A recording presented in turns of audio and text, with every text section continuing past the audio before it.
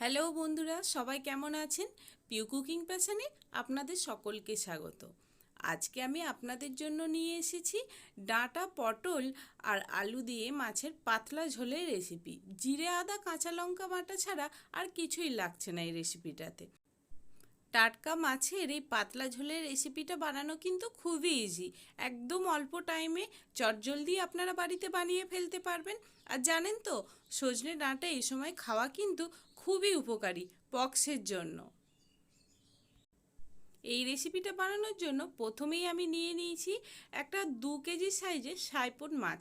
আমরা এই মাছটাকে সাইপনই বলি। আপনারা যদি অন্য কিছু বলেন তাহলে কমেন্টে জানাবেন বন্ধুরা। তাহলে চলুন মাছটা আগে বেছে নেওয়া যাক। এইভাবে প্রথমে মাছের আঁশটা ছাড়িয়ে নেব, তারপরে মাছটা কেটে নেব। মাছের আঁশ ছাড়ানো যদি আপনাদের খুব কঠিন কাজ মনে হয় তাহলে এইভাবে ছাড়িয়ে দেখতে পারেন, একদম ইজি হয়ে যাবে ব্যাপারটা। মাছের আঁশটা খুব ভালোভাবে ছাড়ানো হয়ে গেছে। এবার আমি মাছটা কেটে নিচ্ছি। যদি আপনারা বাজার থেকে মাছ কিনে আনেন তাহলে কিন্তু ছাড়ানো বা কাটার ঝামেলা একদমই থাকে না, কিন্তু যেহেতু এটা আমাদের পুকুরের জ্যান্ত মাছ সেই কারণে আমি বাড়িতেই কেটে নিচ্ছি।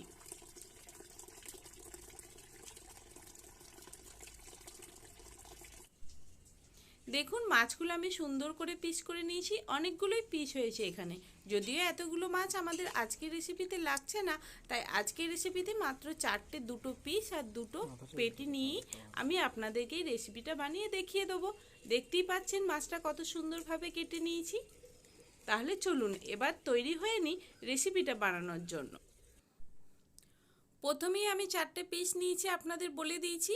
এবার পিসগুলো একটা বাটির মধ্যে নিয়ে তার উপর থেকে নুন, হলুদ আর অল্প একটু সর্ষের তেল দিয়ে ভালোভাবে ম্যারিনেট করে রেখে দেবো।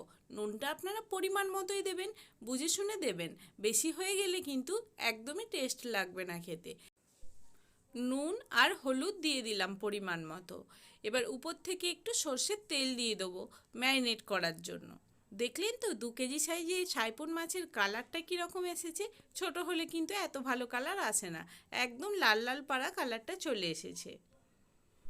যাই হোক, 15 মিনিটের জন্য ম্যারিনেট করতে দিয়ে আমরা এদিকে সবজিগুলো কেটে নিয়েছি। 15-20 মিনিট পর আমি আপনাদের মাছটা ভেজে দেখাবো। এখানে আমি নিয়ে নিয়েছি পটল, সজনে ডাঁটা আর আলু, সব কিছুই পরিমাণ মতো নিয়েছি। আলুটা এইরকমভাবে কেটে নিয়েছি। মাছের ঝোলের আলু সাধারণত এইরকমভাবেই কাটা হয়। যদি আপনারা চান তাহলে অন্যভাবেও কাটতে পারেন। এবার একটা ছোট বাটি নিয়ে নিচ্ছি, এর মধ্যে আমি মশলাটা নিয়ে নেব। এখানে আমি 1 টেবিল চামচ আদা বাটা, 1 টেবিল চামচ জিরে বাটা আর 2 টেবিল চামচ কাঁচা লঙ্কা বাটা নিয়ে নিয়েছি। কালারের জন্য 1 টিস্পুন কাশ্মীরি লঙ্কার গুঁড়ো নিয়ে নিয়েছি। আপনারা না চাইলে এই কাশ্মীরি লঙ্কার গুঁড়োটা এখানে স্কিপ করতে পারেন, তাতে রান্নার কোনো হেরফের হবে না।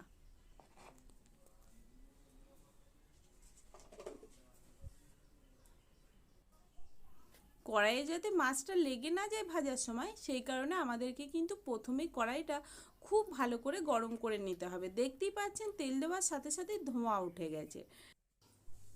তেলের কালারটা যখন চেঞ্জ হয়ে যাবে তখনই বুঝে যাবেন তেলটা পুরোপুরি গরম হয়ে গেছে। তখন মাছটা দিয়ে প্রথমেই একবার উল্টে পাল্টে নেবেন। দেখতেই পাচ্ছেন কড়াইয়ে কিন্তু মাছগুলো লেগে গেল না। কড়াই যদি প্রথমেই খুব ভালোভাবে গরম করে নেন আর গরম করার পরে যদি তেলটা দেন তাহলে কিন্তু এইরকমভাবে মাছটা আপনারা খুবই ইজিলি কোনো রকম ঝামেলা ছাড়া চট জলদি ভেজে নিতে পারবেন। আমি প্রথমেই মাছটা উল্টে পাল্টে দিলাম, তারপর রেখে দেবো লাল লাল করে ভাজা হয়ে যাওয়ার জন্য। তবে মাছ কিন্তু খুব খরাভাবে ভাজবেন না, এতে মাছের গুণাগুণ নষ্ট হয়ে যায়। তবে যদি আপনারা খুব খরাভাবে না ভেজে মাছের আঁশটে গন্ধ দূর না করতে পারেন সেক্ষেত্রে আপনারা মাছটা লাল লাল করে ভেজে নিতেই পারেন, তাতে কিন্তু রান্নার কোনো স্বাদের পরিবর্তন হবে না। মাছটা কিন্তু আমাদের ভাজা হয়ে গেছে। দেখুন, আমি আপনাদের দেখিয়ে দিচ্ছি মাছটা আমি এইরকমভাবে ভেজে নিই।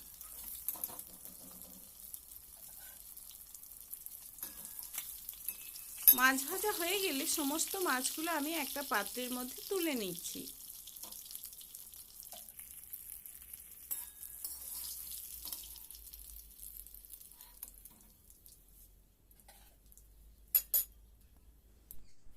এবার ওই মাছ ভেজে নেওয়া তেলের মধ্যে আরও একটু তেল অ্যাড করে দিলাম এবং 5 ফোড়ন দিয়ে দিলাম।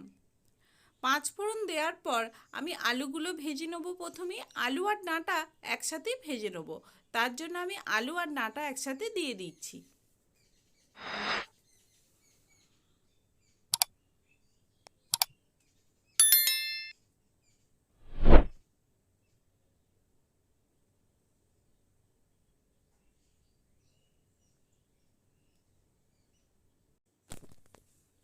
উপর থেকে একটু লবণ দিয়ে দিলাম, কারণ আলু ভাজার সময় লবণটা দিলে আলুর মধ্যে নুনটা ঢুকে যায়, এতে আলুর স্বাদ বাড়ে।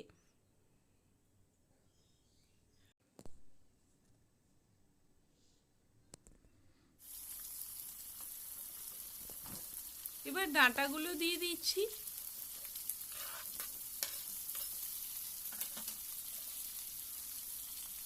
ডাঁটা আর আলু কিন্তু ভাজতে ভাজতেই সেদ্ধ হয়ে যাবে। ডাঁটার উপরেও আমি পরিমাণ মতো একটু লবণ দিয়ে দিলাম। ভালোভাবে নেড়ে চেড়ে ঢাকা দিয়ে দিয়ে আমি আলু আর ডাঁটাটা প্রথমেই ভেজে নেব। ভাজতে ভাজতেই দেখবেন অনেকটা সেদ্ধ হয়ে গেছে। দেখতেই পাচ্ছেন এখন আমাদের আলু আর ডাঁটা ভাজা হয়ে গেছে আর ভাজতে ভাজতে অনেকটাই সেদ্ধ হয়ে গেছে। আলু আর ডাঁটা তুলে নিয়ে ওই কড়াইয়ের মধ্যে পটলটা দিয়ে দিচ্ছি। পটলের উপর থেকে নুন হলুদ দিয়ে পটলটাও ওই রকমভাবেই ঢাকা দিয়ে ভেজে নেব। পটলটা ভাজার সময় কিন্তু উপর থেকে একটু লবণ দিয়ে দেবেন।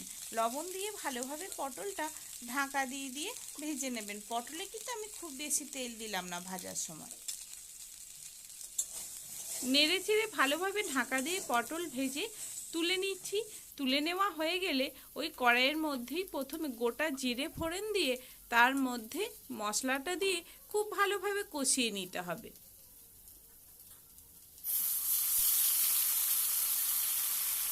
আমি আপনাদের সবসময় বলি, আপনারা মশলা কষানোর সময় অবশ্যই গ্যাসের ফ্লেমটা লোতে রাখবেন এবং মশলাটা একটু ধৈর্য ধরে ভালোভাবে কষিয়ে নেবেন। কারণ মশলা যত ভালো কষানো হবে রান্না কিন্তু ঠিক ততটাই ভালো টেস্টি হবে। দেখতেই পাচ্ছেন মশলা কষানো হয়ে গেছে, উপর থেকে তেল ছেড়ে দিয়েছে।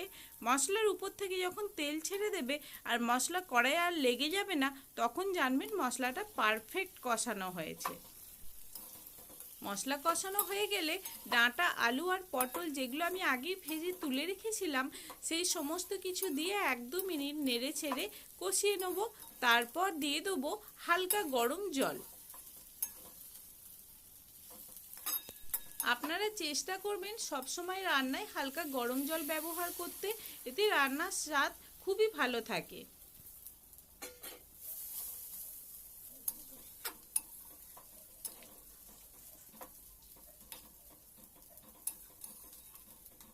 ঝোলটা যখন ফুটে উঠবে তখন ঝোলের ওপর একে একে মাছগুলো দিয়ে দেবো। ঝোল যতক্ষণ না ফুটছে ততক্ষণ কিন্তু আপনারা মাছগুলো উপর থেকে একদমই দেবেন না। কিছু কিছু ছোট ছোট টিপস যদি আপনারা ফলো করেন আর মনে রাখেন রান্না করার সময়, তাহলে কিন্তু প্রত্যেকটা রেসিপি খুব ভালো হয় এবং প্রত্যেকেই সেটা খেয়ে খুবই খুশি হয়। যদি আপনাদের এই রেসিপিটা ভালো লাগে তাহলে অবশ্যই রেসিপিটাতে একটা লাইক করে দেবেন আর পাশে থাকা বেল ঘন্টিটাতে ক্লিক করে দেবেন। আর আরও ভালো ভালো রেসিপি পাওয়ার জন্য অবশ্যই আমার চ্যানেলটিকে সাবস্ক্রাইব করে দেবেন। এতক্ষণ আমার পাশে থেকে পুরো ভিডিওটা স্কিপ না করে দেখার জন্য সকলকে ধন্যবাদ।